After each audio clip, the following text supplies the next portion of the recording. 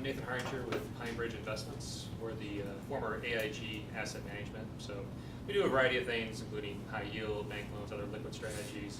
Probably what's most relevant for this audience is we have a structured capital fund, which is a mezzanine-like strategy, as well as a direct lending fund, more senior focused.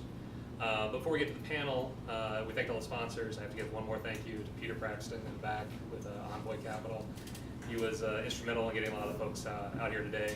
And he's also volunteered to be on a future panel explaining why family offices shouldn't be doing direct investing. So, so he has some opinions on the topic, so maybe we'll get some questions from him later. But as far as the panel, just to kick it off, maybe Eric, if you just want to just go down the line and give us a quick background on yourselves. Yeah, sure. Do you want to do fun?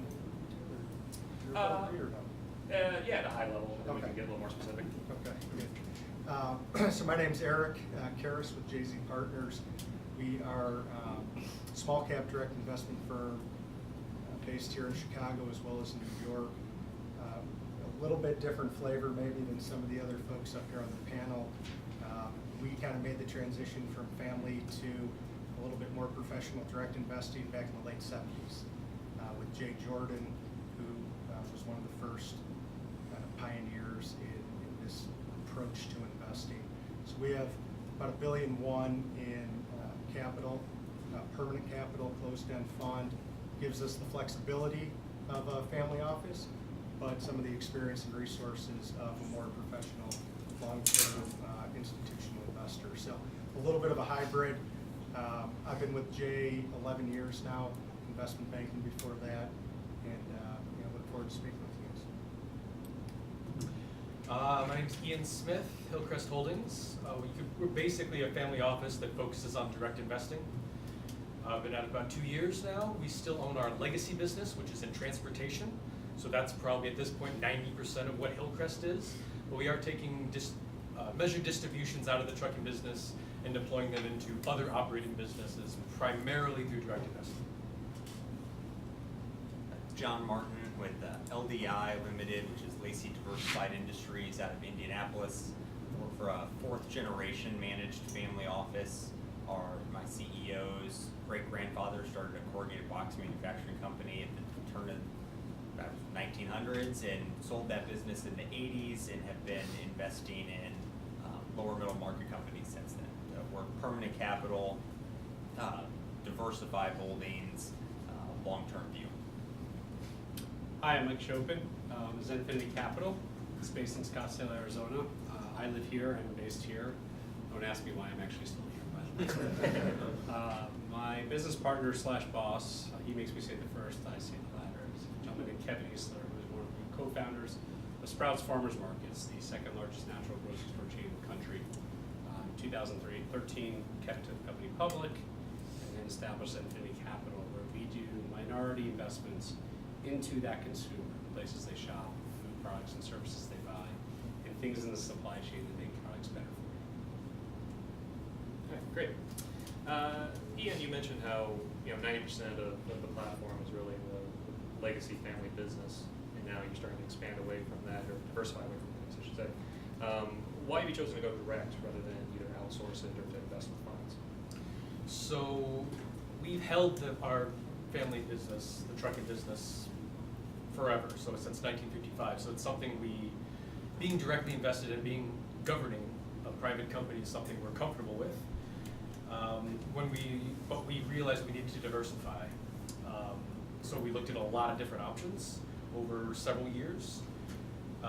So doing things like funds, we found them to be quite expensive. We didn't like the opacity, the lack of control, and we consider ourselves very long-term investors. So the idea of 5 to 7 years and out didn't appeal to us. There's also the reason to why we're keeping the family together. So a lot of it didn't have to do with trying to generate the greatest returns, but trying a lot of the going direct rather than having we said, we could have a diversified portfolio of stocks and bonds, was much less appealing as a family vision than having a small portfolio of private companies where we could point at them and say, we're doing this in this community, we're doing this in this community. So it's a much greater shared vision for the family. So those are pretty much the main reasons. John, I wanted to ask you, in looking at your career, you spent some time at at a PE shop, now you're with the family office.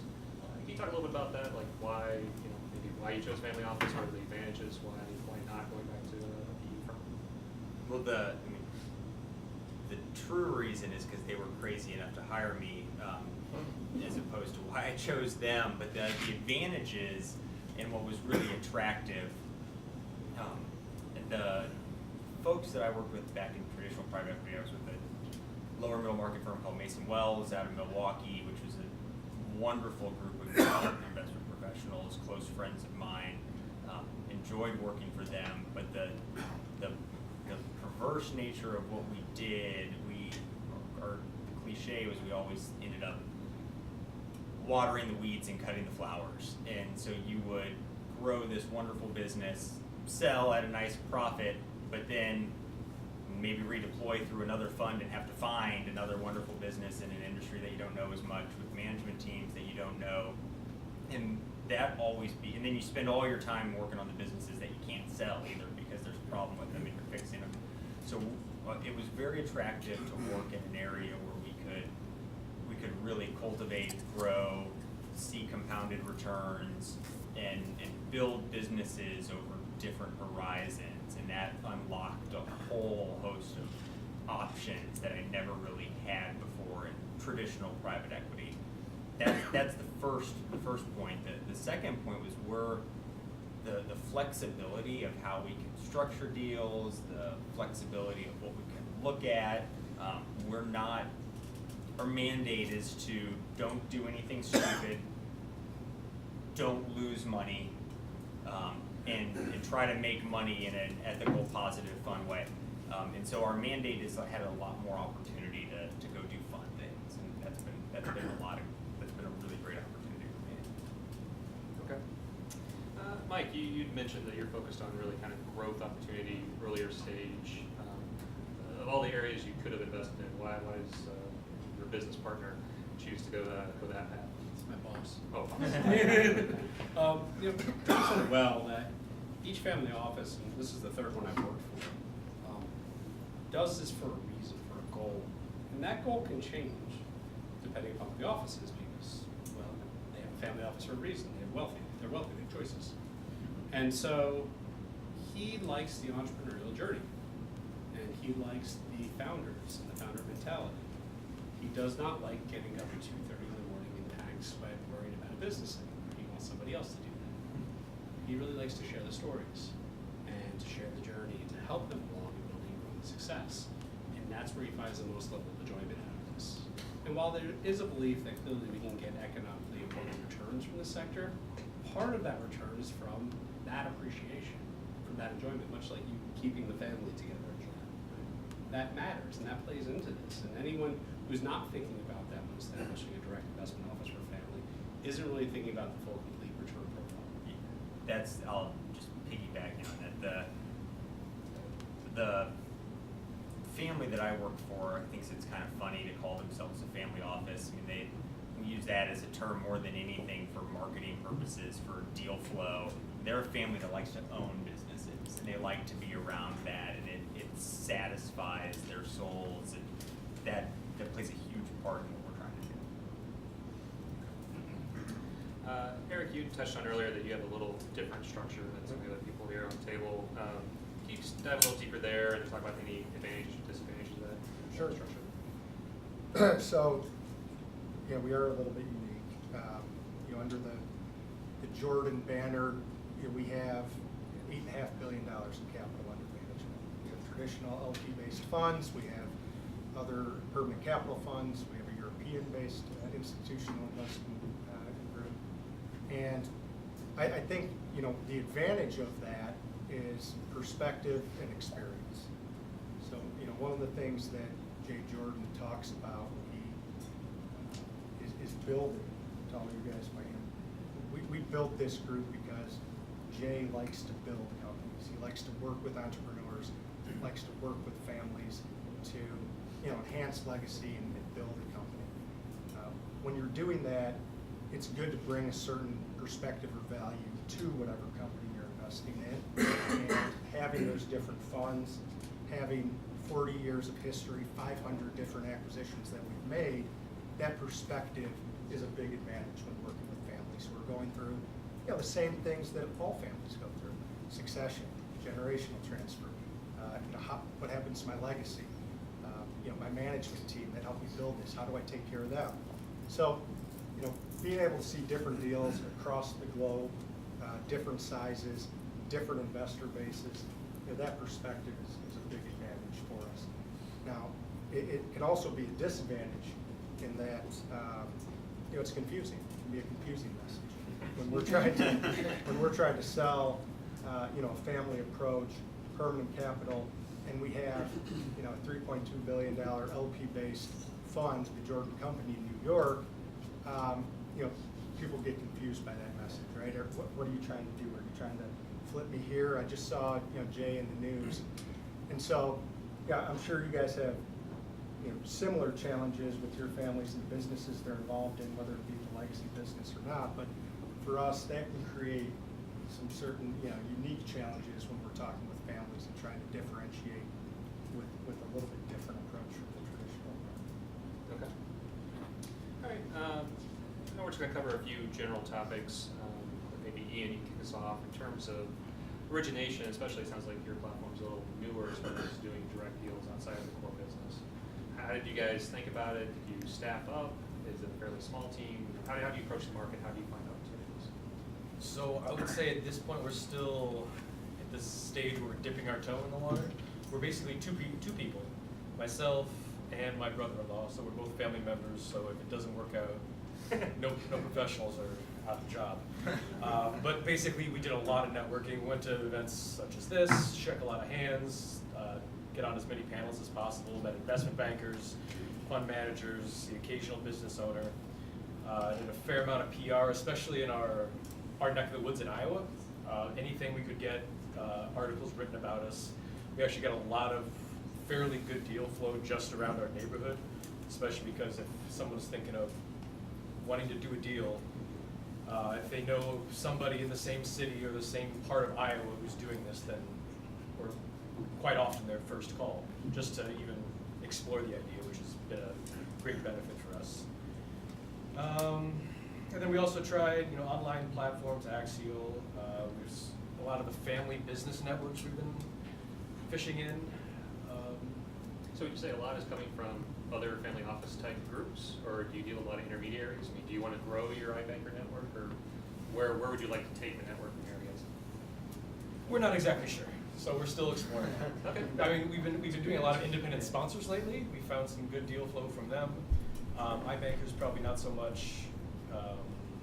People around in Iowa, especially, we found some really good deals there. Okay. Anybody else want to jump in? Yeah, we're the type of businesses we look at anywhere from $2 to $15 million in EBITDA. We're generally buying from a family or an entrepreneur, closely held. Very rarely are we buying from, if ever, are we buying from true private equity. So we generate a lot of investment banking deal flow, just because you have to have some kind of, if you want to deploy capital, you have to have some kind of actionable items out there to be looking at. But we really look at the kind of the smaller boutiques, who are representing those kind of clients, and we're not looking at the blue chip firm deals as often, because that more frequently is going to be private equity sale. It's going to be prettied up pretty well for our liking. But then at the same time, it's networks around Indianapolis, around Indiana, other families. We're trying to find the opportunities that maybe just aren't as widely shopped. I think that's one of the benefits of kind of the family office approach or the permanent capital approach is you have a long-term investment horizon, you should have a long-term deal sourcing horizon too. And the family office allows that. You're working with families, you're working with entrepreneurs. Ian's not going to like this stat I'm going to give him, but we did 3 new platforms last year, all with families that we've known for over 5 years. So, it takes time, but those are where the best deals come from, are those relationships. And having permanent capital, having a family approach, gives you the advantage to deal source like that, especially when you're buying, from founders, not institutional investors. And to add on, the advantage is that everybody's looking for differentiated edge in every investor, every investor. The challenge with funds is you have the cycle, so therefore you invest in the more traditional ways, verticals, sizes, things like that. You can create different edge, time horizon being the key one, when your asset base isn't going anywhere, when your return horizons are different. And so you can use that in your origination efforts to not necessarily get more deal flow, but get better deal flow. Yeah. Better for whatever your definition is. Yeah, it's interesting. I think we're going to talk about some of the competitive advantages more later, but I'm just curious. That's great that you have this long time horizon. Is there any pressure from your family or your pools of capital to deploy capital? I mean, From my what? yeah, for your personal balance sheet. But so is there? I mean, are each of your families or firms comfortable being on the sidelines for a year or two? Ours are, my family, the family I work for is totally comfortable with that.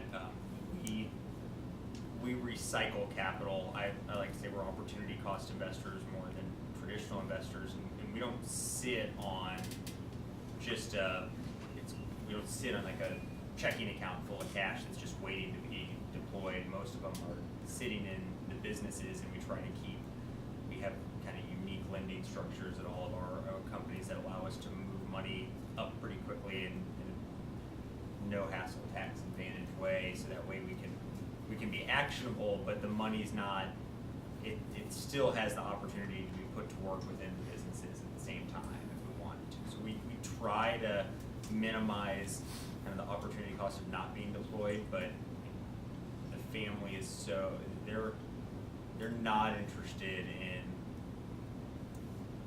us making decisions that are motivated solely by like use it or lose it capital kind of decisions.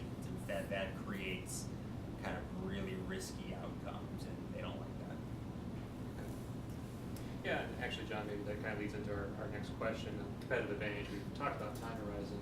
Are there additional competitive advantages that you see by being a family office? For us, that's quite frankly the big one.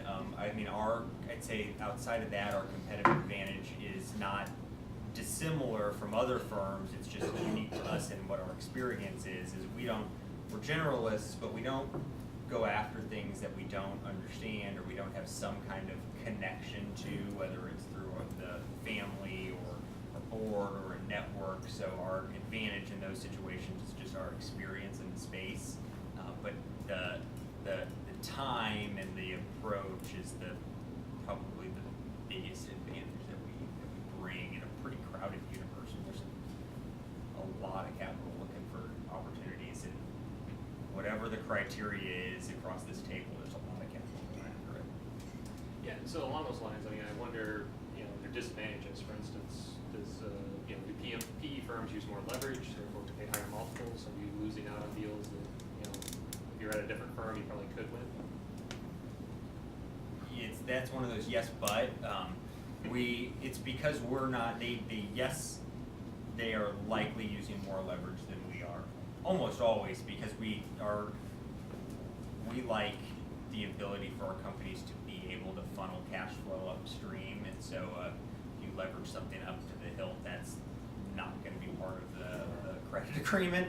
But the where we can become competitive is we're looking at returns over a much different time horizon, so that changes what our hurdle rate is. I mean, if we can get something that's maybe a lower return, but we're really comfortable with it, and we think that there's a lot lower level of risk with it, and we think we'll be able to get that over 10 to 15 years, I mean, that's still attractive for us to pay for. So the valuation exercise is not really an apple and orange lens that allows us to be there. But if someone, we're not really interested in going after the opportunities where you're bidding something up to a value that's crazy. So if we're in that scenario, that's probably going to be a bad outcome for us. You mentioned the kind of the risk return concept. So I mean, over a 15-year horizon, what do you consider a low return that's still interesting in the ballpark? It really depends. I mean, we like to underwrite anything in the if it's not in the mid-teens to us, we're not going to be attracted to it at all. But that's probably situational too. Okay, so you're still looking for double digits to even have a lower return profile. Okay. Anybody else? Any advantages, disadvantages that you've run into? I think just the concept of being a long-term kind of hold is an interesting one, and it's evolved over the last, I don't know, 10 or 15 years. You know, a decade ago, you could have conversations with folks who, business owners, never heard of private equity before. You know, now that doesn't exist. Everyone knows private equity, everyone knows what deals are, everyone knows what their multiples are in their industries. There's no, it's all transparent. And so, you know, one of the things that we're actually getting pushback on a lot now is, you know, well, when am I going to get on? When's the second bite? You know, because they hear the second bite of the apple conversation. So now you're telling me you're permanent capital, you can hold this forever. Well, how am I going to realize that? You know, what's going to happen to my 20% that I roll? You know, I don't want permanent capital. I want 5 years. I want that. They kind of want the best of both usually. Yeah. They want you to have long term, but I do want my money. Right. So it's introducing, you're hearing that more and more because I think they're getting pitched that more and more from investment bankers or their buddies who've done a deal. So it's a different dynamic that, you know, we have to kind of contend with on that end. Just something to address. Okay. On the disadvantage side, again, family offices in general, you pick one, you now have one, right? Example. The challenge is, because they're run by families, they don't have traditional mandates, at least most of them. Or they have flexible mandates, meaning their mandates can shift. And that becomes hard from a deal sourcing perspective if the mandates do shift over time, which they're all laughing because it happens a lot. Oh yeah. And that's hard from both a partnership standpoint as well as a service provider standpoint, whether you're pitching companies as the entrepreneur, pitching companies as the investment banker. You know, is this someone who's going to get me to close? Where the likelihood in a Fund 7, you pick whatever sector you want, not getting to close is very low if they've done 30 or 40 with them beforehand. Maybe just a quick follow-up, Eric, on you're talking about the second bite of the apple. Have you guys found interesting ways to structure that, or is that just something you just have to deal with? Yes, I mean, for us, it's more something you have to deal with. It's more finding folks up front that you have aligned interest with.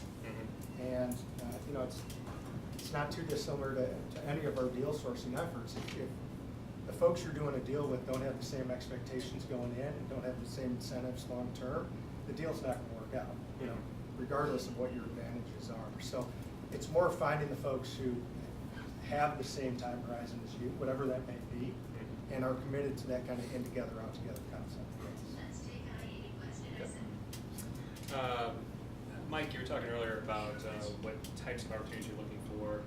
How do you leverage your boss's, you know, industry experience and network? I mean, is that when you're doing these growth investments, is that part of your pitch as far as what you bring to the table strategically, or how do you think about that? So it's a good question. I think that what happens as an operator of a business is obviously you get to hear all the noise and you get to have all connections, the network connections along with it. And that comes a very wide network that then starts dissipating slowly over time unless you keep feeding it. And so Kevin has run a supermarket since 2012. It's 7 years later. The 45 original employees that came with him to Sprouts, I would say 40 of them have retired on their stock options. So the network there has decreased over time, and he's not constantly tapping into it. But while that decreases, what doesn't is the constant understanding of how that consumer shops in this case, what they think about. And that's where I think the greatest advantage is that by bringing an opportunity that fits within that sort of paradigm, he's able to evaluate whether or not it actually does fit that consumer quickly, thus getting more comfort and decreasing the risk profile in his mind, which is a lot easier to do than if we were doing some healthcare service company that we would not know anything about. And so whether it's a geography, due to opening a few hundred stores over time, or an actual product or service, he's able to frame it with how he's interacted with that person as he built the business successful.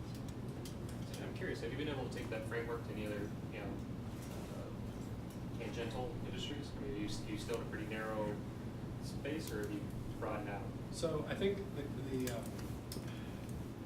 I would say why do it, right?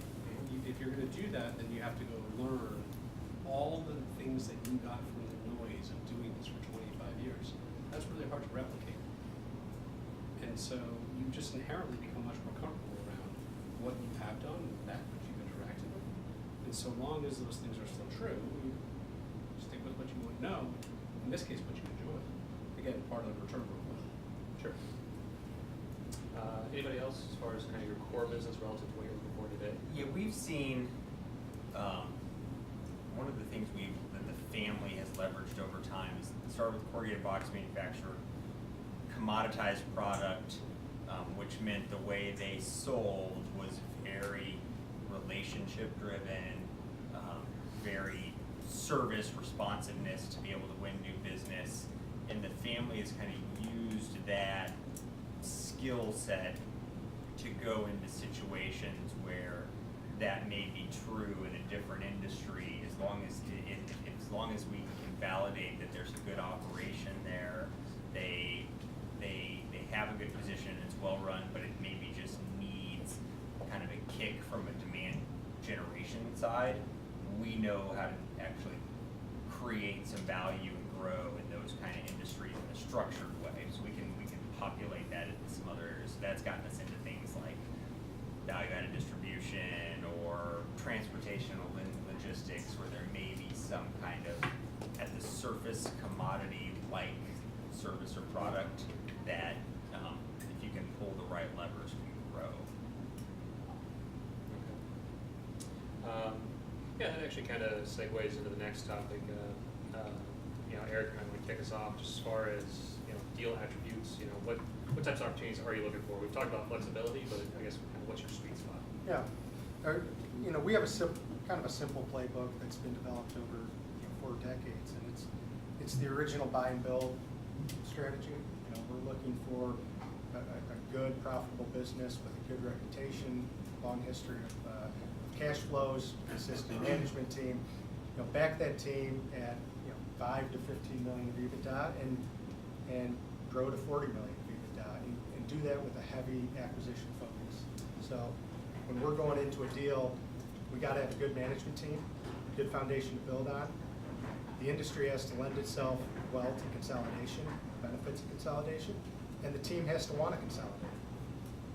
And if those things are true, the industry is really irrelevant to us.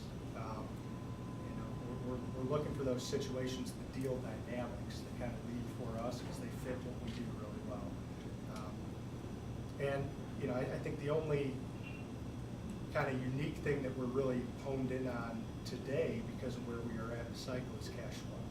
We're looking for high cash flow businesses. Cash flow can get you out of a lot of jams, and it's hard to replicate cash flow. So we're looking for businesses that have a good, consistent track record of generating cash and converting it at a high level. Okay. Anybody else as far as what you're looking for? Anything different? Is that pretty consistent with how you view the world? I'm looking for the exact opposite. Okay. Perfect. I don't know what cash flow is. It's called equity. Look, we're looking for high growth companies, right? High growth companies with good gross margins that can grow to be better, that can pick out a place in your market basket when you go shopping. That's what we're looking for. The benefit of consumer products is that if you find a really good beverage, there's 300,000 places in the United States that they can sell on a daily basis. Right? That scale goes quickly. And so it becomes different. It's much, much more of a J curve, which means our companies are much more susceptible to economic downturns than Eric's, for example. So it's kind of the opposite of the spectrum. Okay. We look at a lot of the same characteristics that Eric's firm does. I think our businesses are smaller, so we care about, we want to hold it long term, we care about long-term fundamentals, we care about low major tech disruption that's got kind of existential risk to our businesses. Cash flow is huge. We're also just doing a massive assessment of management that we're bringing in, and it's never going to be at a business that's got $5 million in cash flow a year isn't going to have this perfect team that checks everything, but if it has enough of a leadership team that you can build on, and it's got the key, you're looking at motivations more than anything. You're looking at do they wake up every day wanting to win and make their business better. You're not having to push them. That type of stuff creates a lot of value in these smaller businesses. The cliche about a good management team and a mediocre business, it's true. They create value. You can find them. So we do a lot of team assessments more than anything. Yeah, I would definitely second everything you had to say, except we probably don't, if it's, even if it's low growth in a smallish industry, it's still, if it's a cash cow, we can milk it for 15, 20, 30, 50 years, then we'd be happy with that as well. Okay. Well, you know, a big trend in private equity in general is independent sponsors. So, you know, maybe Ian, if you could kick us off. You know, we've already talked about how you're kind of still building your network, but how do you view independent sponsors? Have you worked with some already, or is that an area of interest for you? So independent sponsors are very interesting to us, mostly because we're a very small team, and we like the idea of partnering with expertise, and the fact that we've done one deal with an independent sponsor in the cybersecurity industry, where upfront we actually negotiated a buy-sell. So we still want to have the potential of being in it for 50 years. We realize 3 to 7 years they're going to want out. So we basically get the first right of refusal to buy them out of all their fees and structure. It's definitely something we're going to look towards in the future. Whether or not we're going to make it one part of our main strategy, we're not sure, but it's definitely something we look for. Okay. Anybody else work with independent sponsors? I have. Yeah. It's deal sourcing. Just another form of deal sourcing. Is that how you do it? Yeah. I mean, we're used to be minority, so having an independent sponsors is you're a minority in a deal that they need majority. So. Yeah. Actually, the one we try to actually be the majority of them. So if they come in, we try to be the only equity, and we don't have to buy too much out at the end. Although the carry is expensive. Yeah, we don't. We've got enough of an infrastructure that we don't like paying the second layer of fees for the work that we're kind of doing on our own, and I fit in the same way. We don't like. We would consider some kind of promote or carry if the group that was partnering with us was putting a bunch of their own capital in, but a lot of the ones we see they're not. That's no fun if you're an independent sponsor. Yeah. So it doesn't fit with the culture at LDI as much. Well, I have additional questions, but I'll make sure we give the audience a chance. At this point, any questions from the audience? Any topics that you guys want to cover? Yeah, Adam? I'm real curious from any of the gentlemen at the table. If you're looking at a potential, let's call it grand slam, you can't believe this deal is in front of you and you have an opportunity, but you're sensing a great amount of time required to make it around those bases at home, versus a deal that's a home run, not a grand slam, but a home run, and it's gonna be simple. And the reason I'm asking is we have seen opportunities that we know exactly what we need to do to make it pay off big, but it's gonna take a lot of work, and we don't wanna do the work. How do you guys react to opportunities like that? I'll take that opportunity we just talked about. I think, And not necessarily a turnaround, just a lot of just work. work. Right. And maybe we have the wrong view on this, but in kind of the world today, we feel that to get the most value, you have to create value. It's a lot harder today to financial engineer a deal or walk into a sweetheart valuation or upside. And so we actually actively seek out those deals, and we do it for a couple of reasons. One, because we do think there's outsized value potential, and we have a longer-term horizon. Jay famously says often, the biggest variable in IRR that people don't talk about is reinvestment risk. You get your money back, you got 80% IRR in 2 years, great, what do you do with the money? If it sits on the sideline for the next 5, do the IRR on that, right? So the time horizon, the amount of work, doesn't necessarily scare us. In fact, in some instances, it can be a benefit, because if I was sitting up here on a panel with 3 mid-market LP-based funds who came across an opportunity like that, there's a good chance that all 3 would pass.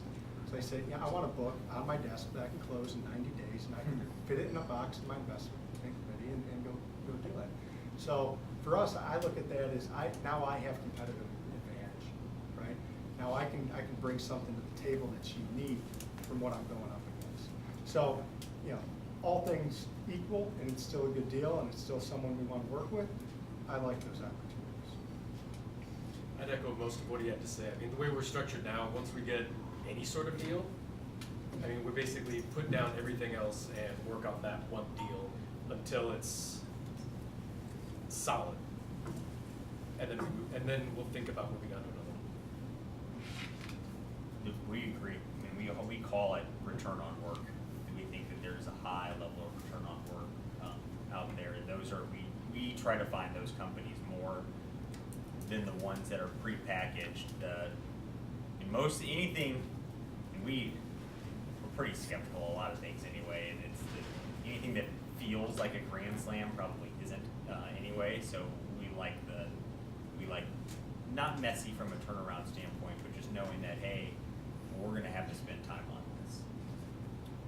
So not to throw water on the fire, or however you describe this, but It's good to have a contrarian. right, I'll be contrarian just for fun. So every investment firm has 3 piles of capital. Right? You have human capital, you have working capital, and you have the investment capital balance sheet. They all cost something, right? And there's a balance and a trade-off between how you want to spend each of them to get a return overall to support the strategy. And so there's a wonderful case to be made for doing the hard deal, the hard work, whether you are able to do that by risk reducing or return enhancing or both. There's also a case for saying that's too hard and just skipping it and going to a smaller area and saying, I'm only going to focus on a smaller box, because you get a greater return on your human capital, sometimes your working capital too. The key with any of those things is consistency, though. If you're going to set up your organization to do the work, set up your organization, do the work, support people to do the work, and understand that they may utilize a ton of human capital, working capital, and fail at getting it closed. If you're not, then don't. But when you're in the middle, that's when people get in trouble, because you get the complaints from management, which can be true management or family. You spent a lot of time on that. Why didn't it go anywhere? You should have done something different. And that's really unfair.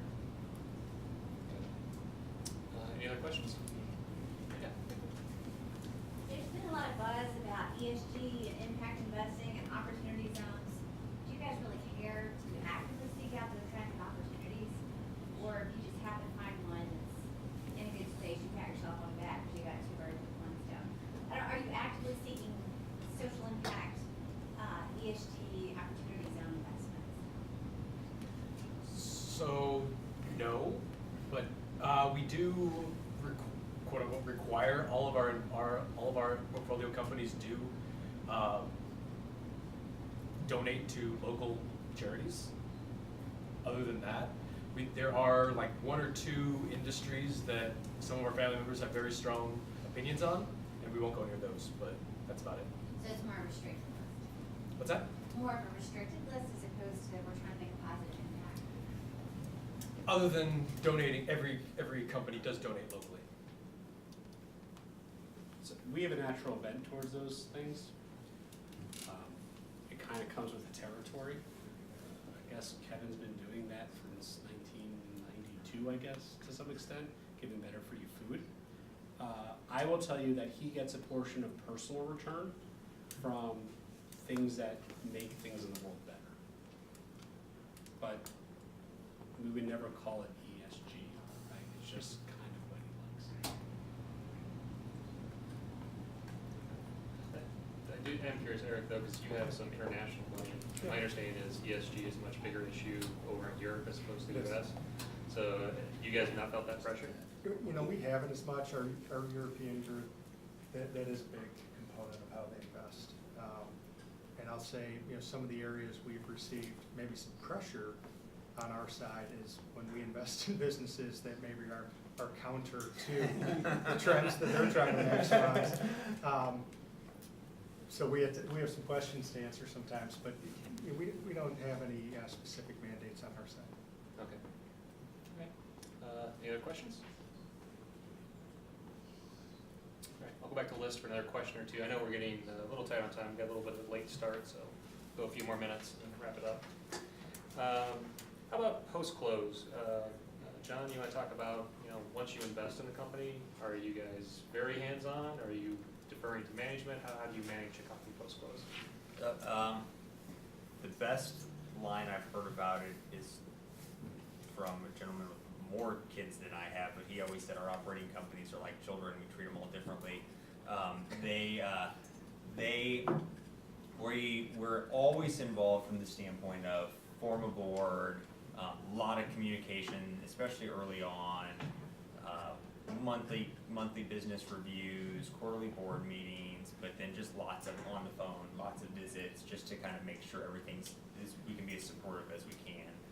In some instances, we'll be a lot more involved depending on what they need done. We have some resources that act as, not like an operating partner, but more like internal consulting, human capital. So there's a business that has a lot of data that doesn't know necessarily what to do with it. We have a group of a couple folks who can do a lot with it, and then maybe help the business think about customer segmentation in a way they never have before. So we'll do that kind of hands-on, roll up our sleeves.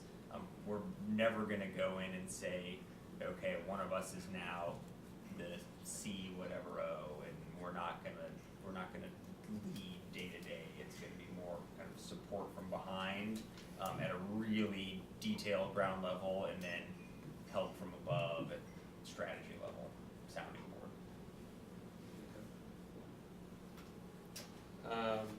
Okay, maybe if we just touch on when things don't work out.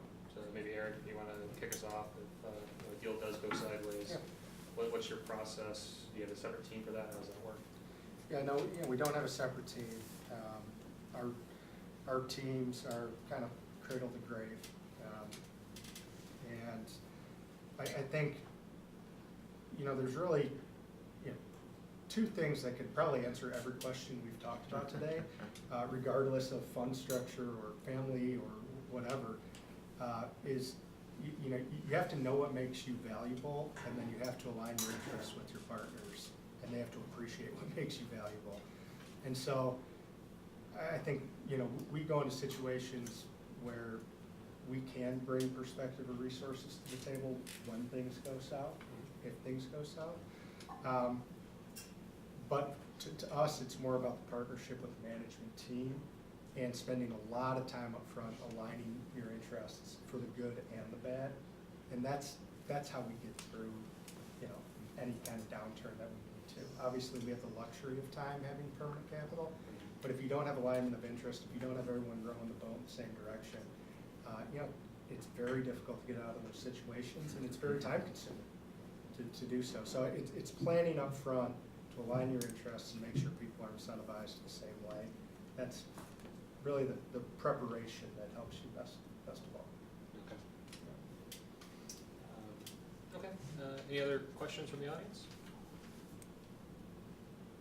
All right. Well, we're a little past the hour, so I want to make sure we leave time for everybody to chat with the speakers. So with that, I think we'll wrap it up, and just want to thank the panel for participating.